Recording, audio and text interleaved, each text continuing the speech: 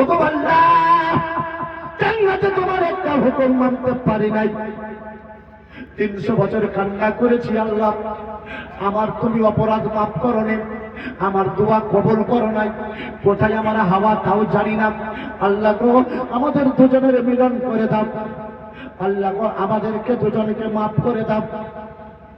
আমার আল্লাহ দরবারে দোয়া চাইছে আল্লাহ, এবারে আমি আদম শুধু দোয়া চাইছি তাই নয়, হাবিব মুস্তাফা আমিন আল্লাহ মোড়র দোলাল আব্দুল মুত্তালিবের পুত্র মক্কি নবী মাদানী নবী রহমতুল লিল আলামিন নবী ওই মুহাম্মদ মুস্তাফা নবী সাল্লাল্লাহু আলাইহি ওয়াসাল্লামের ওসিলা আল্লাহ গো, তুমি আমার দোয়া কবুল করে না।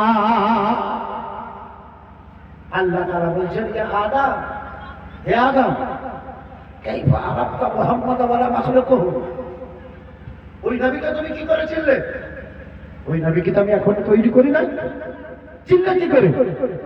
আল্লাহ আল্লাহ মুসলমান, আদম নবী কি উত্তর দিয়েছিলেন ভালো করে শুনুন, আপনার ইমাম তাজা হবে, জোরে বলুন সুবহানাল্লাহ।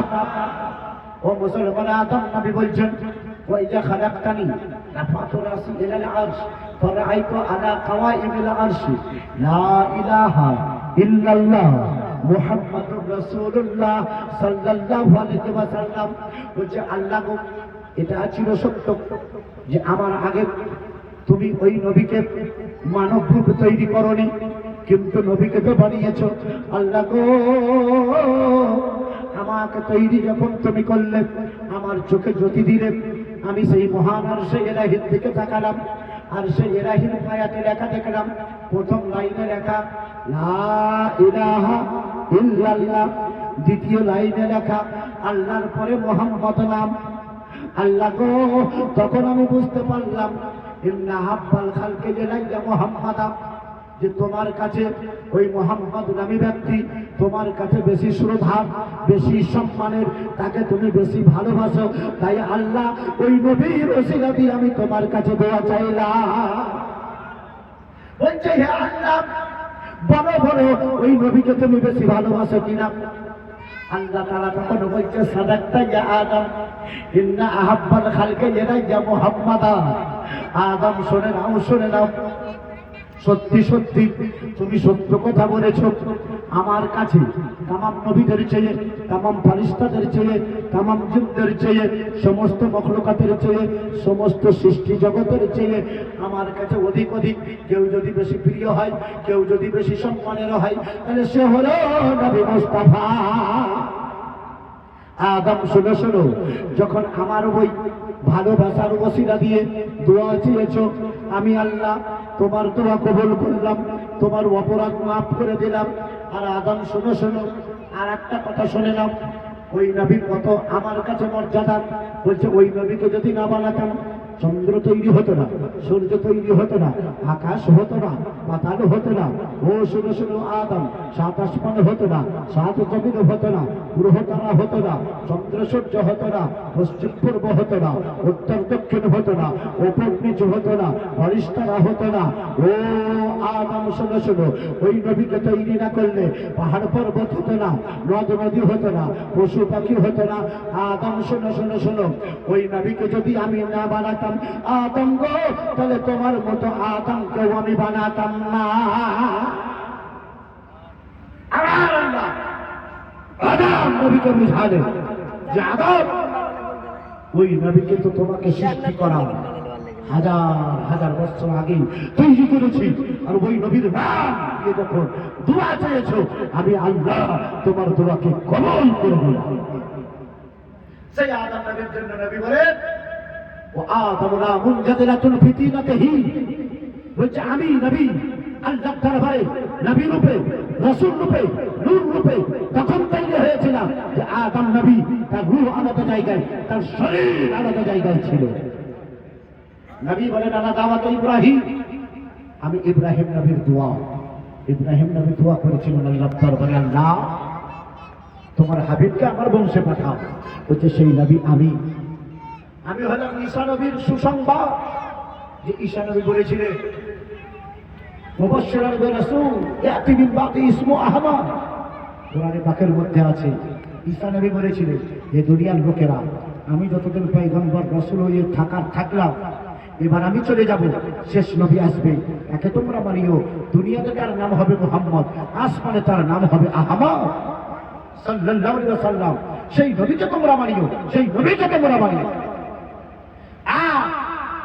এখানে নবী আমার যে বড় কথাটা বলছে, বলছে আনা রুয়াত আম্মি, বলছে আমি হলাম আমার মায়ের সেই দৃশ্য যেটা মা আমাকে পেটে রেখে দেখেছিল।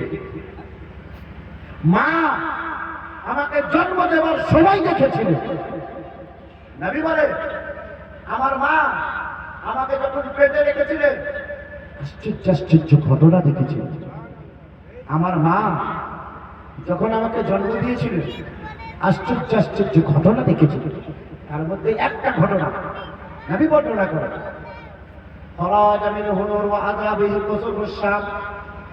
বলছে আমার মা একটা নূর জন্ম দিল, আর সেই নূরের ঝলকে, সেই নূরের আলোতে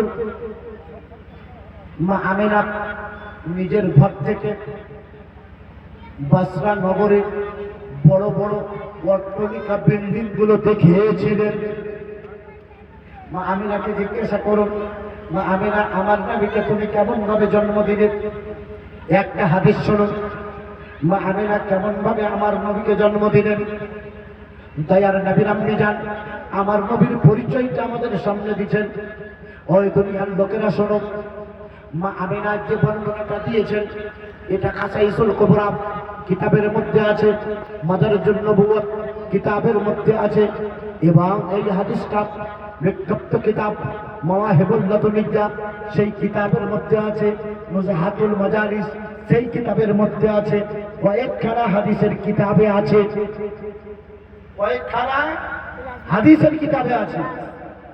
ও মুসলমান, দয়ার নবীর আম্মি জান বলেন, ও মুসলমানেরা শোনো, ওয়াকানা বালাগা মাগসুলা, ওয়াকানা বালাগা মাগসুলা ওয়া মাকতুআন ওয়া মাদহুনান, ওয়াকানা বালাগা মাগসুলা ওয়াকানা বালাগা মাকতুআন মাখতুনান মাদহুনান মাকহুলান মাসতুতা। দুনিয়ার লোকেরা মা আমিনা কি বলেন? বলছে আমার নবী যখন জন্ম নিলেন আমার ঘরটা অন্ধকার আলোতে আলোময় হয়ে গেল, নবীর নূরের ঝলকে আমি আমিনা বসরা নগরী দেখেছিলাম।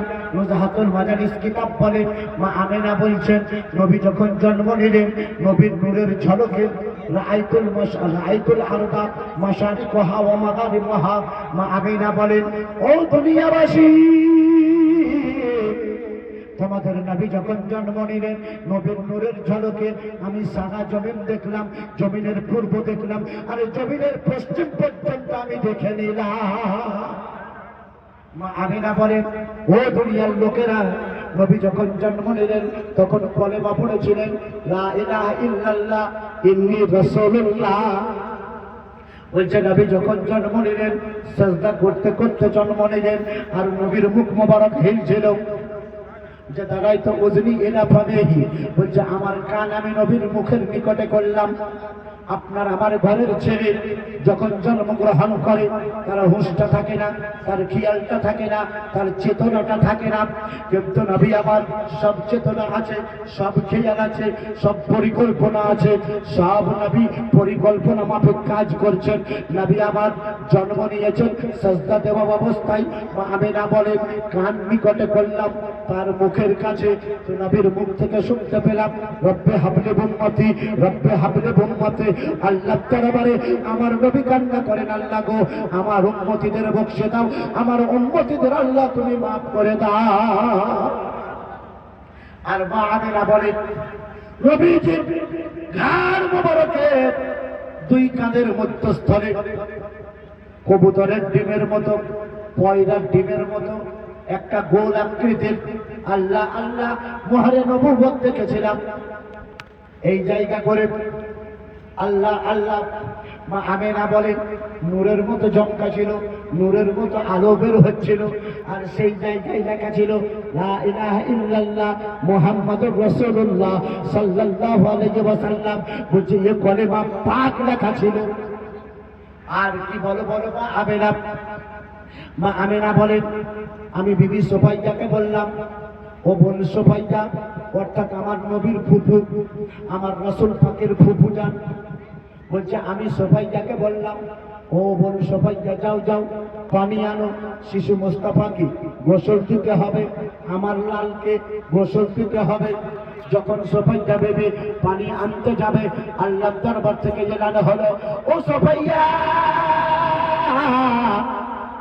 ও বিবি আমেনা, আমার মোস্তাফাকে জমজমের পানিতে গোসল দিতে হবে না, মক্কার পানিতে গোসল দিতে হবে না, মদিনার পানিতে গোসল দিতে হবে না, আরবের পানিতে গোসল দিতে হবে না, নীলদরিয়ার পানিতে গোসল দিতে হবে না, ইউফ্রেটিস নদীর পানিতে গোসল দিতে হবে না, টাইগ্রিস নদীর পানিতে গোসল দিতে হবে না, ফুরাত নদীর পানিতে গোসল দিতে হবে না, দারিয়ায়ে দাজ্জালের পানিতে গোসল দিতে হবে না, ভারত মহাসাগরের পানিতে গোসল দিতে হবে না, প্রশান্ত মহাসাগরের পানিতে গোসল দিতে হবে না, আটলান্টিক মহাসাগরের পানিতে গোসল দিতে হবে না।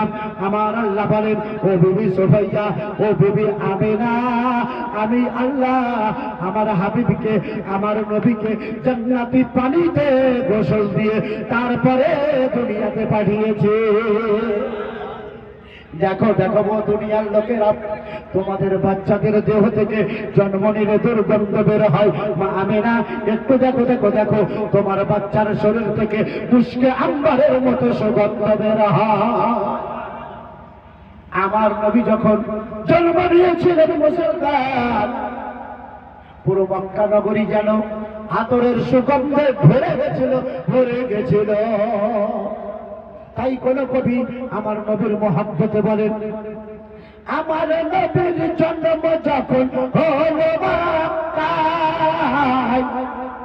শুকনো গাছ ফুল ফুটিল মরু সাহারায়, ও গো মরু সাহারায়, নবীর এক ইশারায় গাছে সে সালাম জানায়, আসমানের জাম হয়, নবীর খেলো না মা গো, তোমার লালের নেই তুলনা, তুলনা, জামানা দিওয়ানা, ও গো মায়া মেনা, তোমার লালের নেই তুলনা মা গো, তোমার লালের নেই তুলনা, তুলনা। ও মুসলমান,